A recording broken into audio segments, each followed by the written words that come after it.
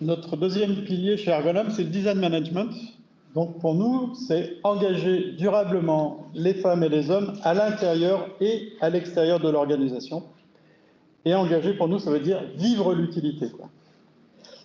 Pour cela, on a souhaité vous parler de Elcom, qui est un client avec lequel je travaille depuis de nombreuses années, et lequel, en fait, je suis passé par les différentes phases. Donc, le design stratégique, la liberté de concevoir, c'est une baseline qu'on leur a proposée.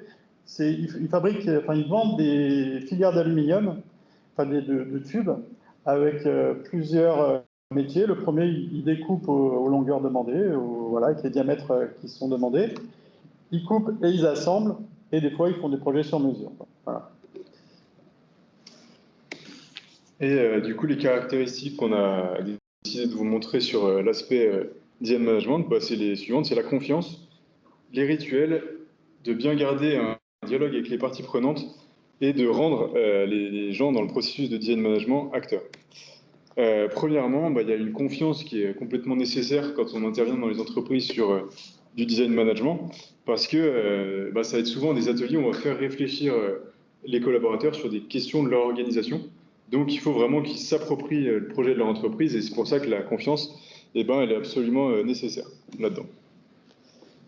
Alors, qu'est-ce qu'ils nous ont demandé, quand même? C'était assez...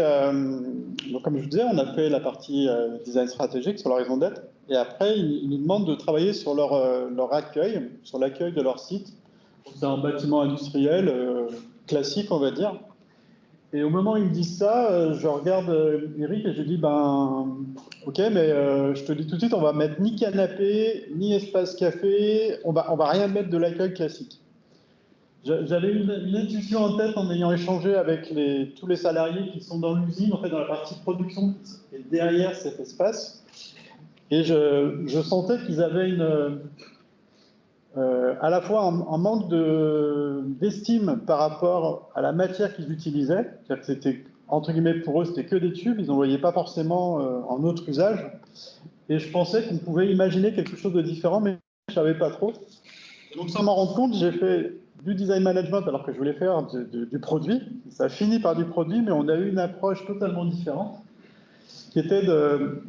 On s'est rassemblés avec eux et je leur ai dit, et si on racontait une histoire, quand des personnes vont arriver dans le site, si on racontait une histoire, si on imaginait quelque chose de différent dans l'accueil, qu'est-ce que ça pourrait être? Et là, on a commencé à lister tous les produits qu'ils avaient. Ils ont beaucoup de filières, donc on s'est dit, pourquoi est-ce qu'on ne ferait pas comme si c'était des bijoux? Donc on les a découpés en fines tranches. Donc à chaque fois, il y a des fines tranches de leur matière. Et puis après, on s'est dit, si on les met dans des bijoux, ça veut dire peut-être que c'est des meubles avec des tiroirs. On va regarder, on va ouvrir, on va tourner, on va faire je sais pas quoi. Et donc au fur et à mesure, ils ont commencé à prendre goût, à regarder autrement leurs produits, leurs matières. Et puis après, je leur ai dit, moi j'ai deux mains gauches, donc faut rien me demander. Moi, je pense qu'on peut faire des meubles avec des tiroirs, maintenant, je ne sais pas comment ça marche. Donc, ils se sont dit, on peut faire comme ça, comme ça, comme ça. Et donc, c'est eux qui m'apportaient les solutions, c'est eux qui connaissaient leurs produits et qui m'ouvraient des portes. Et moi, après, j'étais juste en train de me dire, ok, esthétiquement, ça va donner ça, ça, ça. Donc, j'essayais de les guider, de les orienter un petit peu. Et c'est vraiment eux qui ont imaginé les différents produits. Et après, on va vous raconter jusqu'où on est allé sur la scénarisation. Du coup, deuxième aspect très important, les rituels, parce que les rituels, c'est ce qui va mettre du lien entre les collaborateurs et l'organisation. C'est des temps durant lesquels on se retrouve, et c'est ça qui va vraiment créer un sentiment d'appartenance. Et justement, ce sentiment d'appartenance, il peut être effectivement entre salariés le matin, etc. Mais aussi, on peut l'imaginer autrement. Et là, le rituel qu'on a imaginé, qui était à la fois pour les clients, pour les partenaires, pour tout le monde en fait, c'était que quand un client arrivait à l'accueil, il s'annonçait à l'accueil, l'accueil appelait la personne, le responsable concerné, et le laissait seul 5 minutes. Pendant 5 minutes, personne n'allait le voir. On lui disait, on arrive. On le laissait, et on était sûr que la personne, on est tous curieux, il y a des choses à tirer, il y a des choses à regarder, à toucher, tout le monde. Donc les personnes commençaient à ouvrir les tiroirs, à les pousser, à regarder comment ça se passait. Et au bout de 5 minutes, la personne de Helcom descendait, reprenait la réunion en route, entre guillemets, en tout cas la visite, terminait la visite. En tout cas, le lien était créé d'entrée de jeu. La sympathie, l'accueil avec le produit était déjà fait. Il n'y a plus qu'à dérouler et puis après répondre aux attentes. Et puis on peut étaler les plans sur les tables, on peut imaginer tout un tas de trucs. Mais en tout cas, le lien était créé. Et c'était un rituel qui s'était imposé aussi vis-à-vis des clients. Donc les rituels peuvent aussi avoir plusieurs approches. Troisième aspect, c'est d'avoir le dialogue avec les parties prenantes, puisque l'entreprise elle peut pas se séparer de son écosystème. Il faut instaurer un réel dialogue avec les parties prenantes. Il faut qu'elles prennent part dans la construction des projets.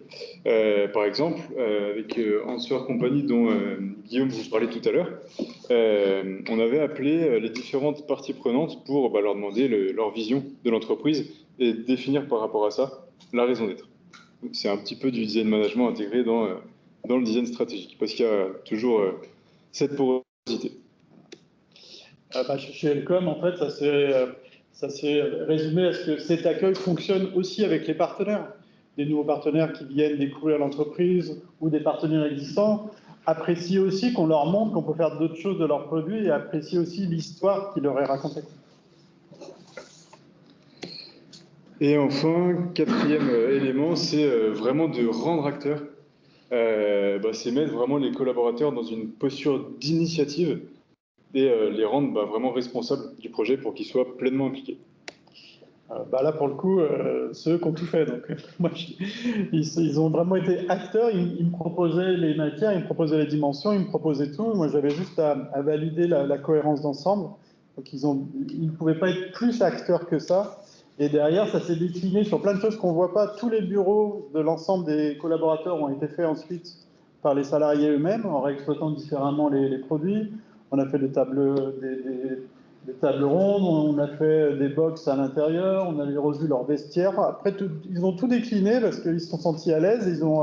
Ils avaient repris de l'estime sur la matière qu'ils utilisaient.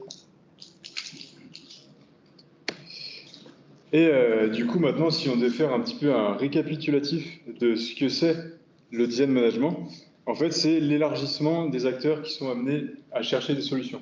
Et là, avec l'exemple de Guillaume avec les collaborateurs de Helcom, c'était des gens qui avaient une image un petit peu dévalorisée de leur travail, et c'était leur permettre d'avoir une expérience pour voir différemment leur rôle et s'approprier un rôle un petit peu d'ambassadeur de leur marque en construisant un espace où ils peuvent présenter leur entreprise. Donc ça a été vraiment leur ouvrir l'esprit, donc totalement élargir leur expérience.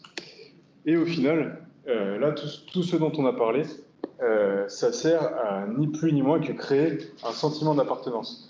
Et c'est là qu'on lève le verrou sur sur l'aspect social. C'est vraiment avec ce sentiment d'appartenance. Ce pourquoi tout ce qu'on vous a présenté avant est fait.